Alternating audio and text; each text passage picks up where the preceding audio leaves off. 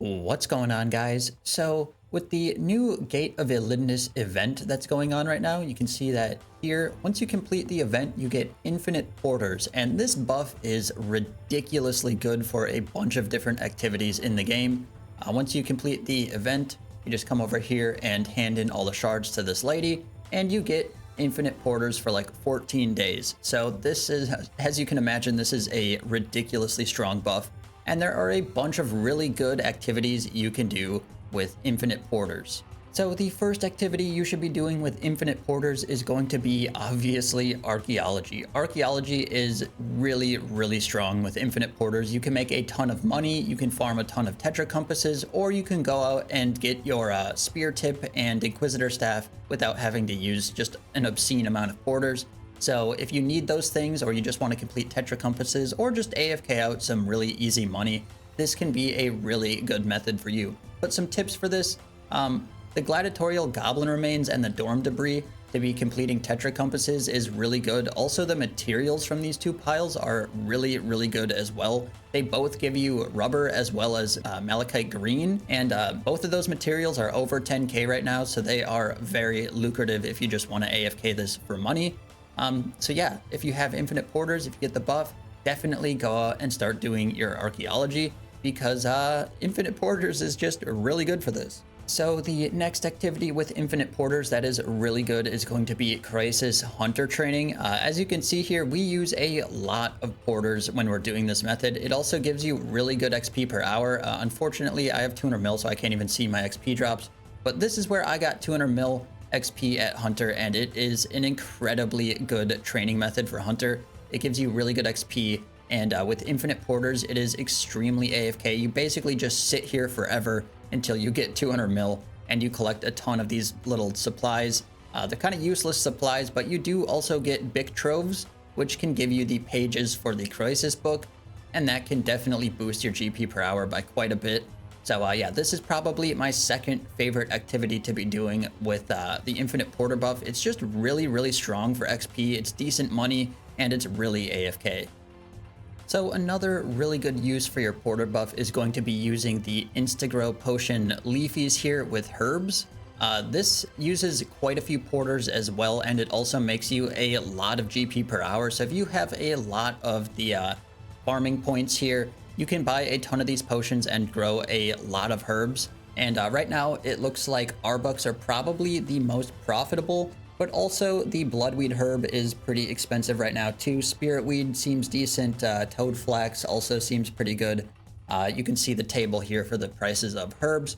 But yeah, this method is really good with your infinite porter buff. You use a lot of porters here, but if you're going to be doing this, make sure you're using your Juju farming potion as well as your master green fingers or legendary green fingers aura here, just to be getting as many herbs as possible. But yeah, as you can see here, we do use a ton of porters when we're doing this. We pick a lot of these herbs, and a lot of the times they don't get activated by the cape to like note them.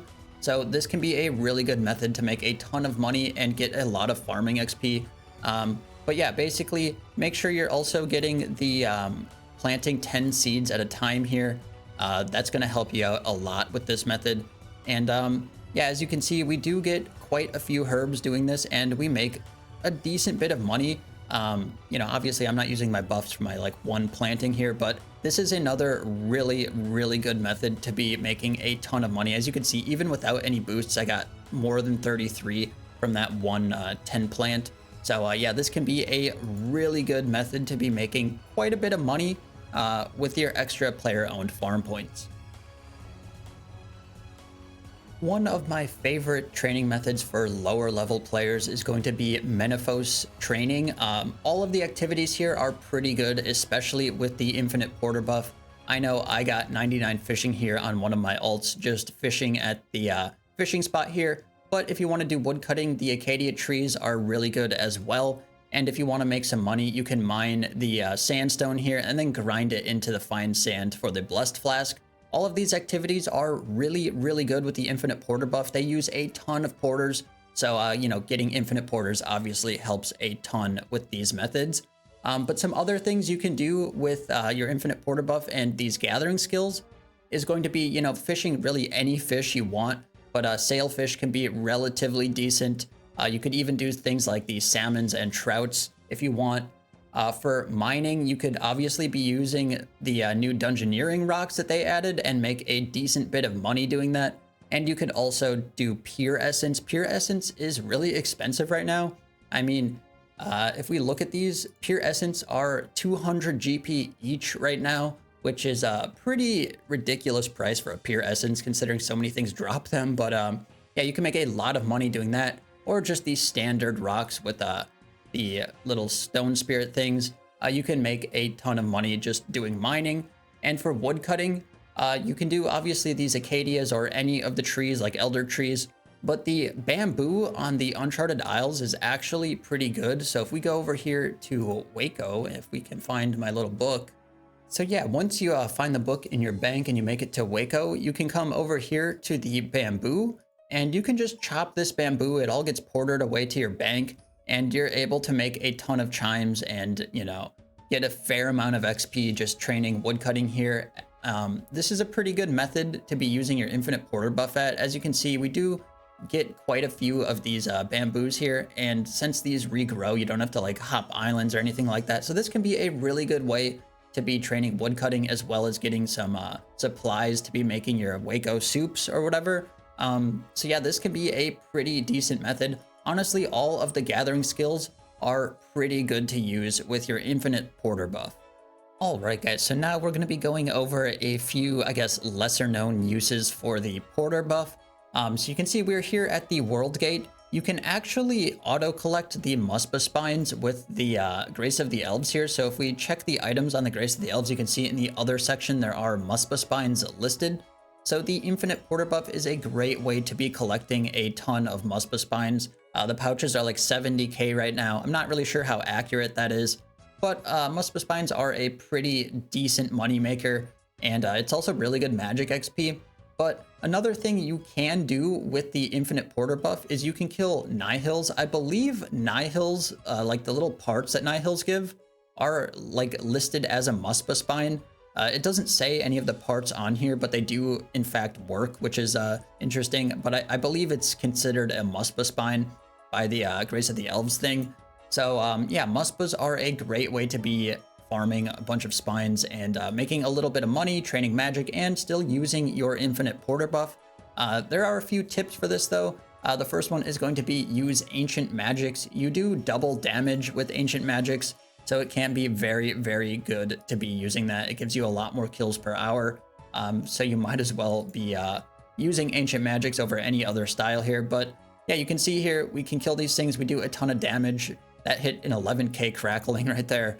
And yeah, as you can see, we do a ton of damage to these, and it will use all of your free porters to be, you know, collecting spines, and you can make a little bit of money doing this.